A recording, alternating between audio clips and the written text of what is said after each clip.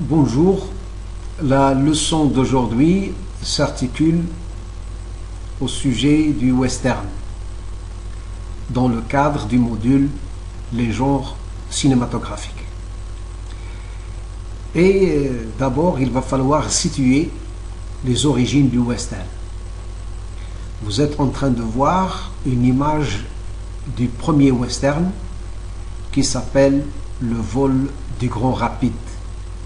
Et le western date de 1903.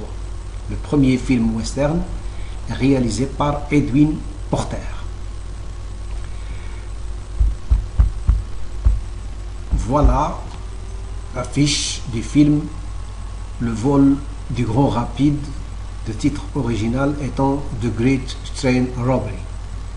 Et il se trouve que dans ce film, on va retrouver tous les ingrédients du western qui va venir par la suite. On va retrouver les ingrédients qui composent un petit peu les films à venir, et ils sont nombreux. Dans le film western, bien sûr, on relate l'histoire de l'Amérique. Donc, comme l'avait si bien dit le critique et historien du cinéma français André Bazin, le western est le cinéma américain par excellence.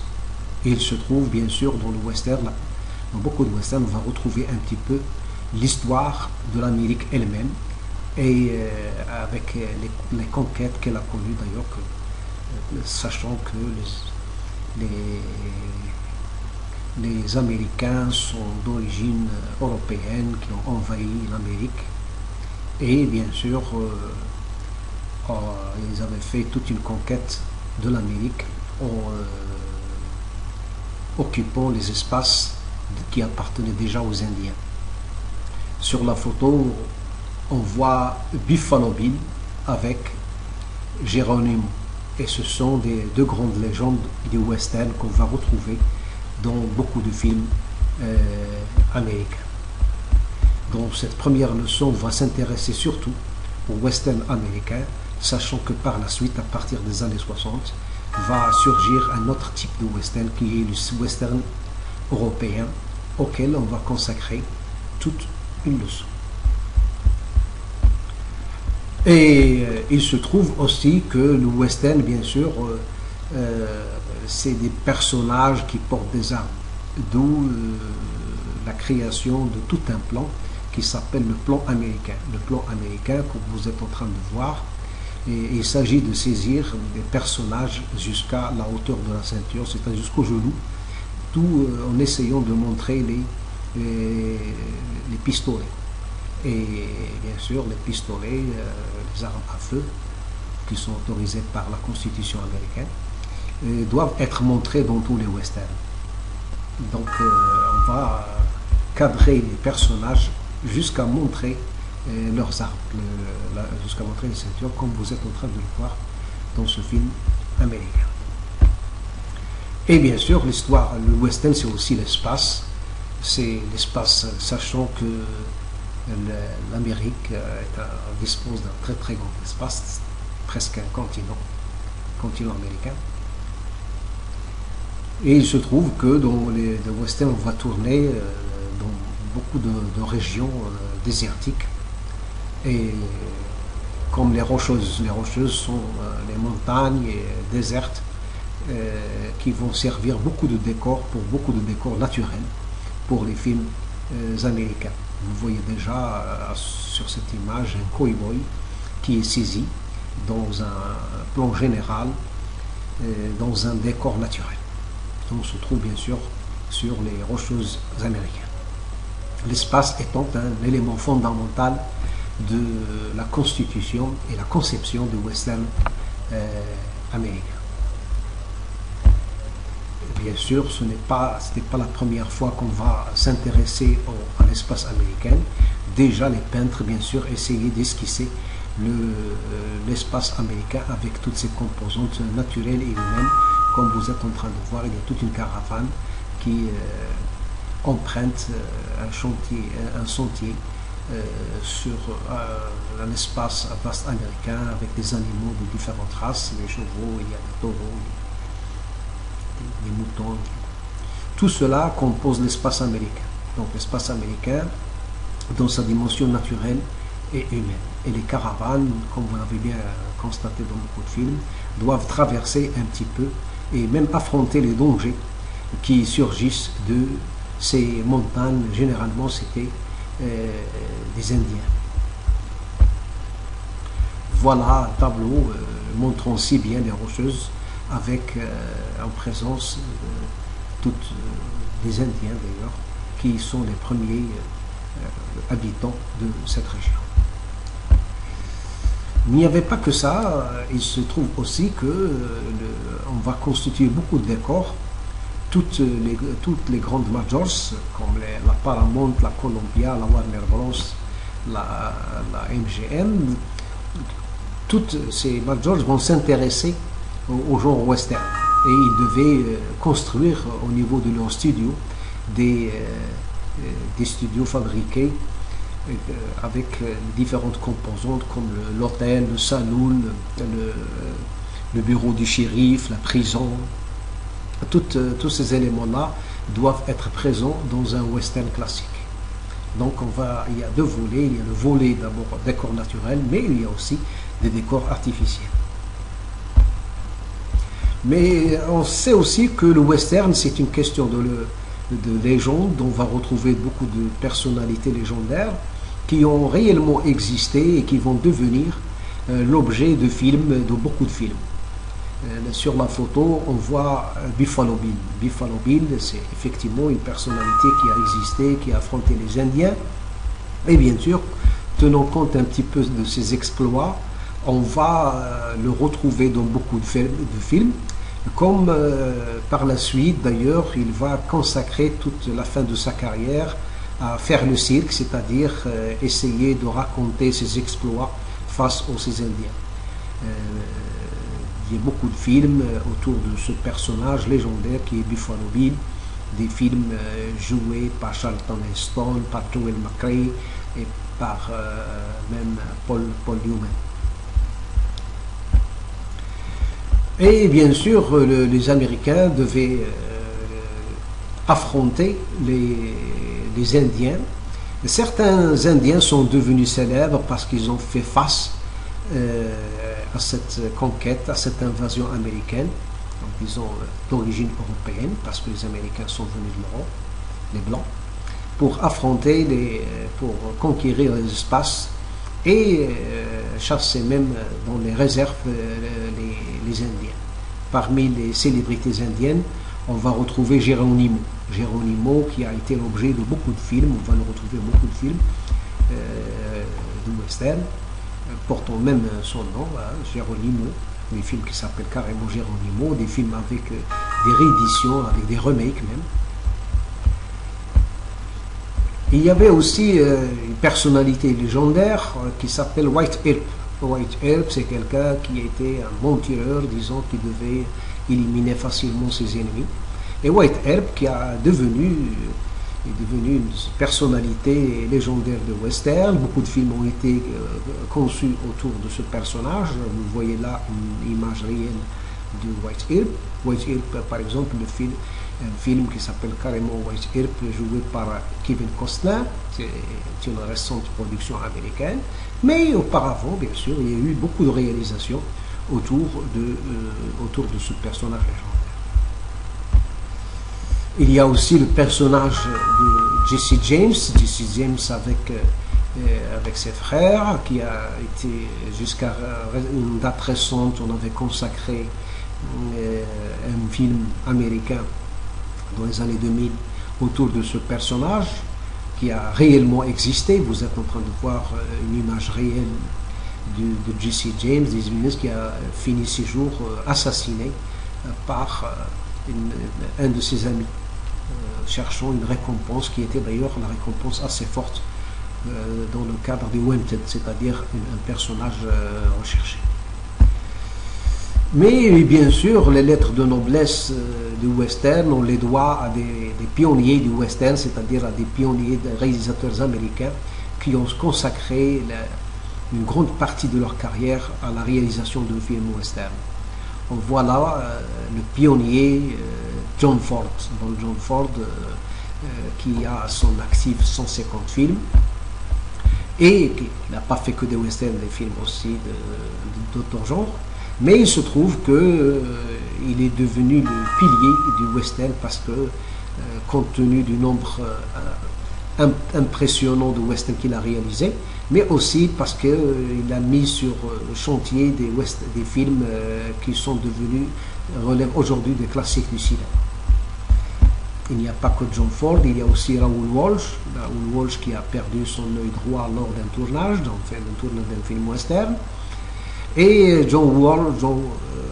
Raoul Walsh est une grande personnalité, presque équivalente à John Ford, qui a réalisé aussi un très grand nombre de westerns, mais essentiellement des westerns. Mais il n'y avait pas que ces réalisateurs, il y avait aussi Bud Buttigieg, dont vous êtes en train de voir une image de Bud Buttigieg qui a réalisé beaucoup de films, mais essentiellement de western. Bud Buttigieg, il avait des préférences au niveau des acteurs, il avait des acteurs fétiches, et il se trouve que ces acteurs sont devenus célèbres grâce à leur enrôlement dans les films western, qu'on va évoquer tout à l'heure. Il y a Anthony Mann. Il a pris le western, mais il a modifié, enfin il a aéré, il a rendu le western un peu plus réaliste.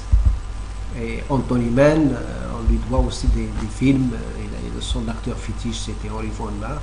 Et bien, Anthony Mann, c'est une grande personnalité de Hollywood, devenu célèbre grâce à la réalisation de western. Mais il y a aussi Henry Hathaway, qui a fait beaucoup de films. Il a engagé un acteur fétiche de son côté qui s'appelle Steve McQueen. Et Henry Hathaway a fait des films qui sont devenus très célèbres. Peut-être on aura l'occasion de revenir tout à l'heure. Il y a aussi Howard Hawks. Howard Hawks, c'est une grande personnalité du western. Il est de la même catégorie que John Ford et Raoul Walsh. Et Howard Hawks a fait des films assez personnels qui essayaient parfois de rompre avec le western classique pour apporter un peu plus d'humanisme dans ces films. Et à la fin, le western devait être rénové, devait être réactualisé. Et on doit un petit peu cette réactualisation à un réalisateur assez connu qui s'appelle Sam Peckinpah. Comme son nom l'indique, il est d'origine, son arrière-grand-père était indien. Et il a consacré une grande partie de sa filmographie à la réalisation de films western, tout en essayant de le rénover, de l'aérer un petit peu, en reprenant quelques ingrédients du western européen sur lequel je vais revenir dans une prochaine leçon. Et bien sûr, jusqu'à une date récente, le western devait quand même connaître une sorte d'éternisation, c'est-à-dire essayer de le reproduire de manière éternelle. Et on doit ceci à Clint Eastwood. Clint Eastwood est une grande personnalité en tant que réalisateur, scénariste, producteur, réalisateur, acteur surtout, qui doit sa carrière à l'Italie, au western italien sur lequel je vais revenir dans une prochaine leçon. Mais c'est quelqu'un aussi qui aimait le western. Il a essayé de le maintenir en produisant des films comme Impitoyable. Impitoyable relève aujourd'hui, il date des années 90, mais il relève des classiques du cinéma. Mais il y a Clint Eastwood était surtout un acteur, mais c'est une sorte de continuité du personnage westernien. Parce que les westerns ont produit aussi des vedettes. Vous êtes en train de voir Roy Rogers. Roy Rogers, c'était un acteur qui jouait surtout dans des films westerns jusqu'à devenir très célèbre. Et les films, bien sûr, réalisaient un grand succès auprès du public. Mais il y a une personnalité légendaire qui s'appelle John Wayne. John Wayne a fait beaucoup de films. Surtout, c'était l'acteur fétiche de John Ford. Il a joué bien sûr avec les autres réalisateurs comme Howard Hawks, comme Raoul Walsh, mais c'est auprès de John Ford qu'il a fait le plus de films. C'est à lui d'ailleurs qu'il doit sa célébrité. Beaucoup de personnalités du monde politique essaient de s'approcher un petit peu de brandir l'image de John Wayne dans le but de conquérir la population, les citoyens. Il y a une autre personnalité d'ailleurs qui a fait moins de films que John Wayne qui s'appelle Gary Cooper. Gary Cooper, on l'appelle d'ailleurs le roi du western. Le roi du western parce qu'il a fait beaucoup de films, parce qu'il avait une personnalité, une présence dans les films. Et ici, on le voit dans Le Train sifflera 3 fois, où il incarnait un shérif. Ce film qui sera l'objet d'une analyse lors de l'approche des films classiques, analyse filmique. L'analyse filmique, on aura l'occasion de décortiquer un petit peu plus Le Train sifflera 3 fois, dont le rôle principal était tenu par Gary Cooper qui était là à la fin de sa carrière. Mais il n'y avait pas que John Wayne et Gary Cooper, il y avait une autre personnalité tout aussi célèbre, peut-être un peu plus célèbre, et qui s'appelle Randolph Scott. Randolph Scott, sa carrière est carrément liée au western. Sur le même registre, on va retrouver Audie Murphy. Audie Murphy qui a fait beaucoup de western, il ne s'est pas beaucoup intéressé aux autres genres, mais c'était une personnalité très connue aux États-Unis, surtout après la Deuxième Guerre mondiale. C'est quelqu'un qui a participé à la Deuxième Guerre mondiale en tant que soldat, et il reste jusqu'à aujourd'hui le soldat le plus décoré des États-Unis. Malgré sa jeunesse, d'ailleurs, il avait un visage angélique, comme vous êtes en train de le constater sur cette image. Sa carrière est essentiellement liée au western, mais quand même au niveau civil, c'est quelqu'un qui est resté très décoré, un soldat très décoré, grâce à sa participation en tant que héros. C'est un héros américain lors de la Deuxième Guerre mondiale.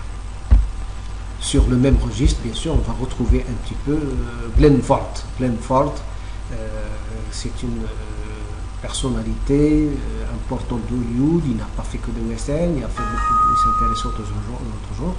Mais les westerns dans lesquels il a joué John Ford sont devenus célèbres. C'est une personnalité de ce genre de film qui a sa touche, sa personnalité, sa présence. Il ne parle pas beaucoup, mais quand même, il a su incarner le véritable héros du western. Bien, sur un autre registre, un peu plus humain, Henry Fonda. Henry Fonda, dont le fils Peter Fonda, la fille Jane Fonda sont aussi des acteurs. Parfois, il a joué même avec son fils ou bien sa fille.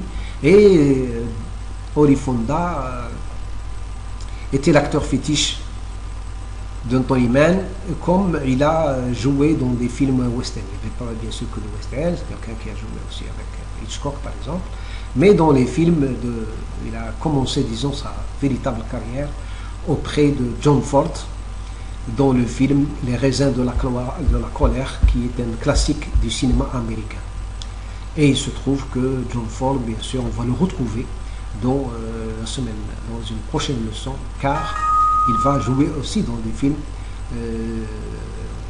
dans des westerns européens. Donc c'est quelqu'un qui va faire le pont, comme Clint Eastwood, entre le western américain et le western européen.